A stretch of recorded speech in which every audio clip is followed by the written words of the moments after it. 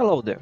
In this video I'm going to look back on the 3.7 patch and partially also on Amphoreus as a whole. And it's effectively my review, but more just me rambling about the story. Overall, to start with, I would say the general flow of events in this patch was really well made. From the little intro into Skrullum Herta segment, which was really cool, the Skrullum ship being like a little cherry on top. The whole segment of Cyrene telling stories to Demiurge was really well done. Everything there, the atmosphere, music, art, voice acting, direction, were all on point. Overall, insanely well made segment. The Herta calling the fourth meeting was really cool, especially since she only did it to threaten Volga. The ruins, I think that's in here, the ruins were cool, especially the interactions between the heirs. The fight, of course, was great. And even the the ending on the train as well as the Cyrene part was really well made and flew nicely. But one thing that I would say was a negative for me, or at least affected my enjoyment of the thing as a whole, was that there was a bit too many moments that felt like, okay, now it's going to end. Like we defeated Iron 2, the little cinematic where everyone disappeared, and the dialogue with Skrullum and Lygus already felt a little bit like it could end there, with maybe having some extra dialogue after that. This one on the train felt very much like the ending, but then it went into the Cyrene part. And I would say even within the Cyrene part, there were some parts where I thought it's already ending. We have glanced everywhere and everything, and it still kept going. Overall, like each individual segment was great and I enjoyed them, but it's just the not knowing they are coming that felt a little bit off. Iron 2 was a great boss. Surprisingly, the difficulty was actually spiked quite high compared to most story bosses.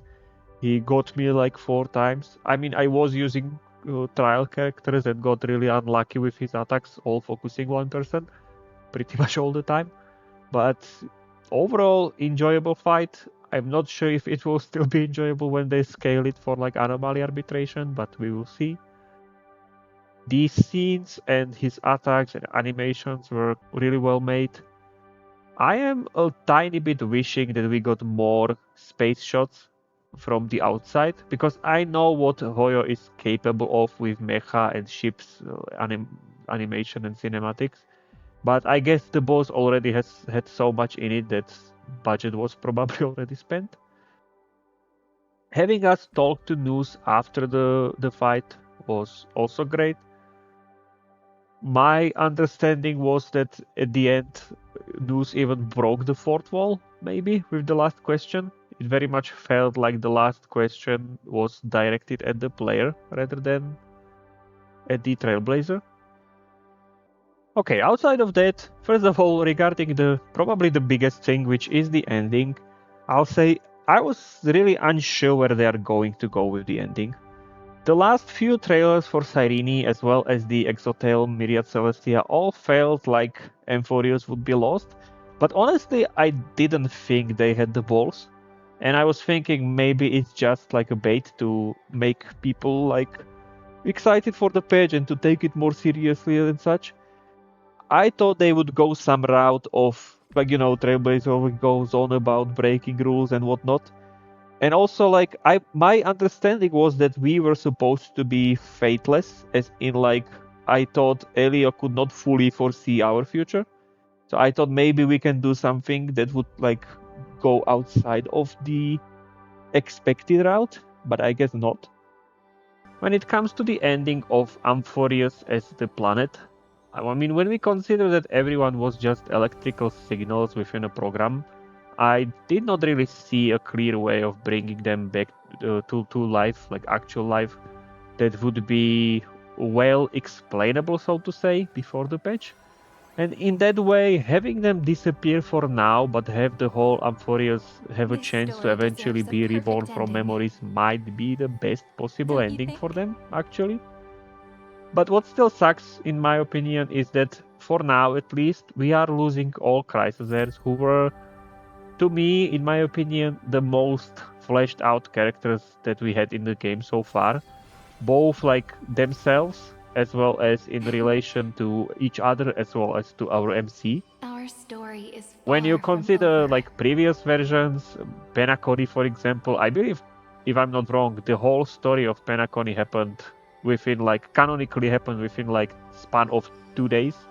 And so when you consider that some of the characters there we probably met like few times at most and spent barely any time with them. When you compare it with Amphoreus, where we were forced to spend technically years, it's like on a whole different scale. One thing that is not clear to me is when and in what form would Amphoreus technically be reborn? Like, what their plans are with it? If they are even planning to bring it back actually, or if it's just meant to be like a little thing for the future. And another thing is, if they even were to bring it back, would Scenes of the past people rivalry on Amphoreus be the same as drifting before and by, remember the one events after on the scepter? another. That's also something I'm not sure if it was. I don't think it was like properly explained. What is worth mentioning or thinking about is that next patch still falls under Amphoreus within the like UI and such. We know we are going to Penacony, but it would still feel a little bit weird to have like a section 9 here that would be happening on Penacony and would have nothing to do with Amphoreus. Like, yes, section 5 here was largely about us discussing Amphoreus and whether we want to go there, so there could technically be the same. But this was still happening on Penacony. It was about the characters from Penacony, it was about Sunday, and so on. It's not really the same when you consider that the Amphoreus is like quote unquote gone at the moment. Also, I don't really see any reason for us to go into Penacony as of now. They didn't really show us much. They showed us Sparkle and that she wants something, and it is like in the achievement says that glance the, I don't know, peek at the next destination. But I think that was talking about the destination after Penacony more than the Penacony itself. So I wonder why we are going to Penacony and what's the plan there. Also, the credits for the patch felt weirdly short, and Cyrene was the script supervisor rather than Elio. It might just be for story reasons to show that like Cyrene and the humans were the ones who like wrote this story and it had no influence from the gods like Cyrene was talking about. But there are quite a few small things like these that just make me wonder if the next page is truly just a bridge to 4.0 or if it still involves Amphoreus and there might be something more. Next, regarding the ending of Cyrene herself, I will say first of all, I really like the idea of time paradoxes, and I really like them when they are done right. And the Amphoreus as a whole felt really well executed. So on that note, at least, I do like the Cyrene ending. But depending on how you look at it, it can be seen as very tragic and messed up when you consider that she's forever stuck in a loop. I do see other ways that you could interpret it that are not as grim, but yeah. Overall, I would say somewhat mixed feelings in that on one hand it really sucks, it's sad. On the other hand, it is kind of making the story more complete and potentially better. It's hard to put into words. Considering her reason for going back in time was to close causality, I don't really see ways of getting her back, at least for now. I just hope if they do decide to bring her back someday, that they'll find a way to do it in some way that will make sense and won't, like, quote unquote, invalidate all that happened, if that makes sense.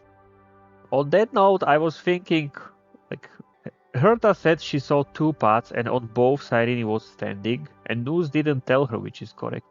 Cyrene went back in the past because it felt like it was the obvious correct choice, but that might not have been the case, and who knows?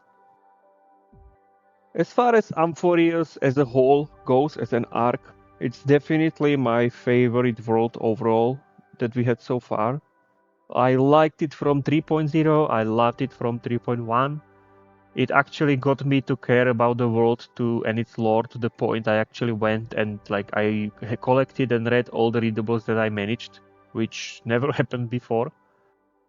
Slowly finding out version to version what the world actually is was very well made, and I really enjoyed the character growth of our Express Trio, the Herta, and other characters.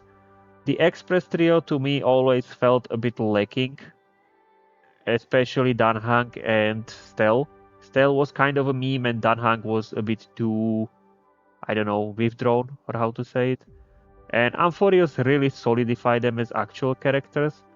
I like that Stel got voice again, and actually they actually made use of it and made her into like an actual, well, MC I should say, and made the MC into like actual character within the story. Lygus was easily the best villain and probably overall even one of my favorite characters. I loved his whole character, the development, and within 3.7 I really liked the small moments of him getting like self-aware. Like for example when talking to the little Finon before the boss fight. Throughout the whole Amphoreus, English voice acting was amazing. Lygus was an experience. I would listen to him ramble about caves for an hour again. Finon was incredible. Cyrene also did an amazing job, especially throughout 3.6 and 3.7. I would say even more than just voice actors, I would say voice direction was on point. So big kudos to whoever is directing the Ian side of the voice actors. And even outside of that, some Chrysos airs like Cypher and so on, Hyacinth, I really came to like their voices a lot. Chrysos airs were amazing characters. I did not expect to come to like and care about some of them as much as I did. Best example probably being Hyacinth, who easily climbed up to being one of the top favorite characters for me in the whole game. There are quite a few like small things that popped up during this patch that made me think, and I'm not sure if they are actually going to lead to something or if they are already over. So some insane rambling from me for the end of this is, like for example, the Herta said previously that we are connected to Cyrene and that if we forget about her even for a moment or lose our connection to Amphoreus, she might like cease to exist or similar. And it was repeated during this patch. I'm just wondering what would happen if we lost our connection to Amphoreus now or forgot somehow that it's already over and Amphoreus is quote-unquote reborn. Would something still happen? Could that somehow end up being good? Would that be bad? Or are we no longer connected given that she like quote-unquote faded and closed the causality?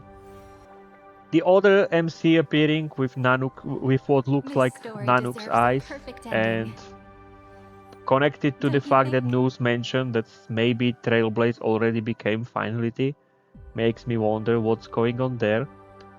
I was thinking if it's possible that similar to how we thought that Remembrance split into Fully and Mythos, I was thinking maybe Akivili split into us and the other MC or something along those lines.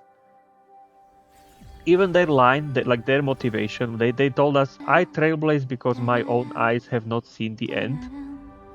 Which felt a little bit weird to me. First of all, the trailblaze was in quotes. And second of all, to trailblaze towards the end very much feels like it could be distraction, it could be finality. Like purposefully pushing towards the end so that they can see it. So I wonder if what we saw was Nanook or if that was somehow our Stellaron or something. And on that note, if March is pure child of Anasrava and potential Fully, and if we are potential Akivili, Danhang very much looks like potential Long. Like we know that Eons can ascend from, like some of the Eons are humans who ascended. And it kind of makes me wonder it kind of makes me draw a parallel to Honkai Impact 3rd. So I'm just wondering if it's possible that HSR power scaling would go up in the similar way until we become Eons or have Eons. Anyway, to close this off, I would again say that I really enjoyed this arc a lot. Like I've already mentioned, I'm wondering what the next patch is actually about. I am sad to move on, but also looking forward to what comes next. Though I feel like I'll try to mentally lower my expectations to be safe and not get burned, so to say. Since I really like Amphoreus and I know that whatever come after will be in a way competing with it. Overall, looking forward to the next act, and more than anything, I hope that they manage to create characters with similar quality and depth to the Chrysosers, and give them enough time to develop. And yeah, outside of that, I'm still waiting for Welt to pop off. To close this off, I'll just say I enjoyed everyone's reaction to Pom Pom going. Run! And with that, see you tomorrow.